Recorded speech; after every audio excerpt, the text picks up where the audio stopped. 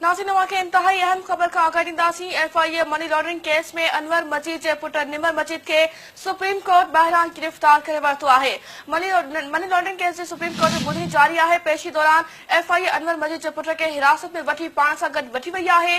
नाज़रीन के इंतहाई अहम खबर ॾियूं पिया त FIA मनी लॉन्ड्रिंग केस में अनवर मजीद के पुट निमर मजीद के सुप्रीम कोर्ट बहरान गिरफ्तार कयो वियो आहे। मनी लॉन्ड्रिंग केस जे सुप्रीम कोर्ट में ॿुधणी जारी आहे। पेशी दौरान FIA अनवर मजीद के पुट के हिरासत में वठी पाण सां गॾु वठी वई आहे। अहम खबर नाज़रीन के ॾियूं पिया त मनी लॉन्ड्रिंग केस जे सुप्रीम कोर्ट में ॿुधणी जारी आहे।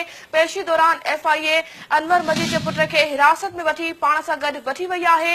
अवां खे ॿुधाईंदा हलूं पिया त FIA मनी लॉन्ड्रिंग केस में अनवर मजीद जे पुट निमर मजीद के सुप्रीम कोर्ट बहरान गिरफ्तार करे वरितो आहे। नाज़रीन हवाले सां वधीक तफ़सील मालूम करण लाइ असां राब्तो कयो आहे SNTV न्यूज़ जे रिपोर्टर अब्दुल्ला सोलंकी सां। जी अब्दुल्ला, असांखे आगाही ॾिजो, सुप्रीम कोर्ट बहरान गिरफ्तार कयो वियो आहे निमर मजीद खे, तफ़सील ॾिजो इन हवाले सां।